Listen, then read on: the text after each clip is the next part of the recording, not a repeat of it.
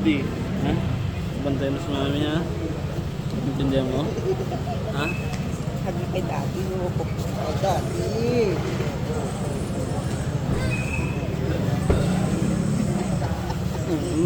No.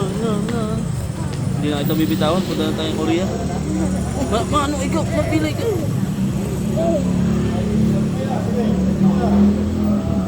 Magkano ka mabuti ha? Kiss na ka daddy.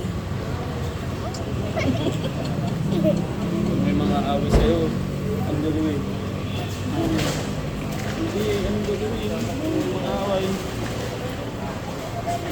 Susukain, tulog kang mga muna, ha? Ano naman yun mo kung kay daddy magkulit na magka.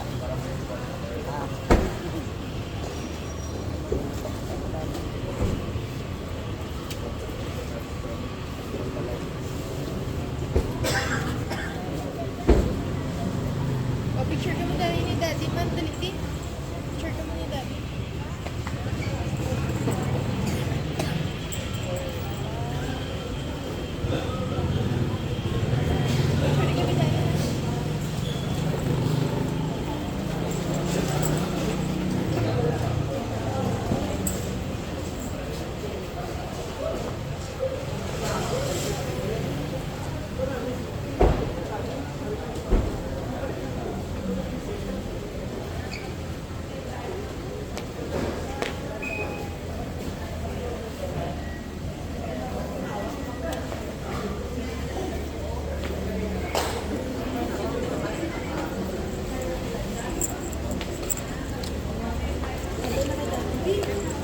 Hagyan siya kay daddy.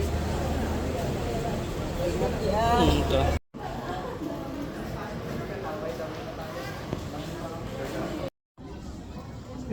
Factor reality.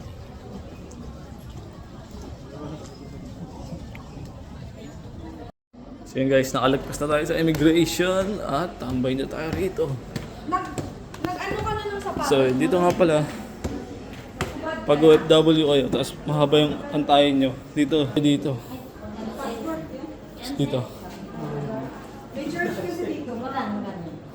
Sa 100 kang peso. Dito tayo. Tapos, kuha. Sabay rin tayo dito.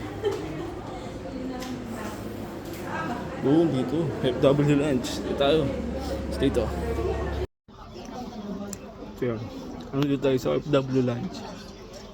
Doon kagandahan dito. May libre pagkain. Doon. Yan, may libre pagkain doon. Lugaw, tinapay. Tapos picture yan, may coffee. Yan. Pag first time ka yan, dami nakatambay dito. E-card, yung tinatawag nilang bagong e-card. Dito rin kuhaan. Saglit lang. May pipila pang alang, tapos OAC. Tapos food trip ka na. Tinapay.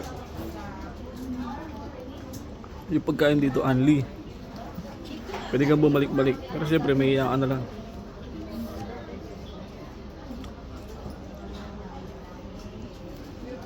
Kaya yung flight ko, mamaya pa. 2 p.m.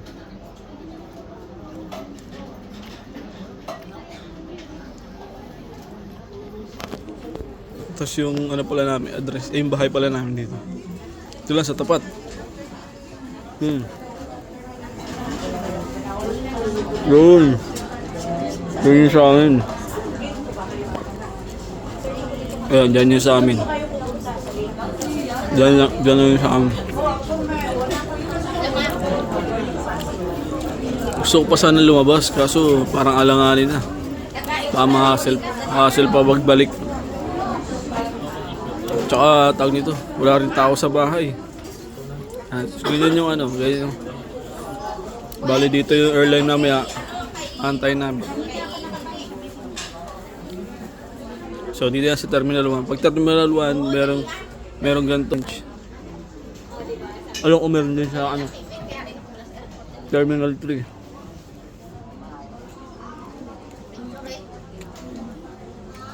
Kaya pag OFW ay first time yung umuwi o umalis ng bansa ng Pilipinas, punta lang kayo dito, libreng ano, charging station, Tapos, pagkain.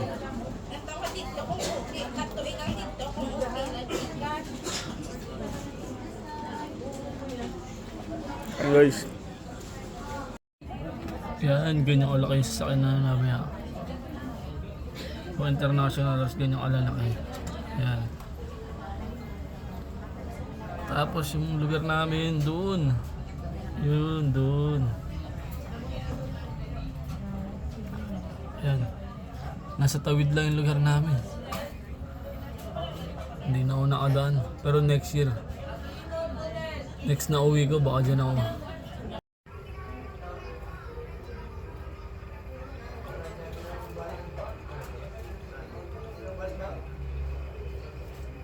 So yun guys, pag OFW ka tapos may OAC ka, pwede ka pala kumuha dito ng ano, refund slip. Nasaan?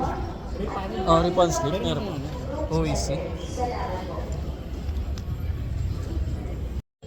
So yun, dito, pupunta ka lang sa gate mo, tapos kukuha ka ng refund slip, tapos babalik tayo doon sa taas.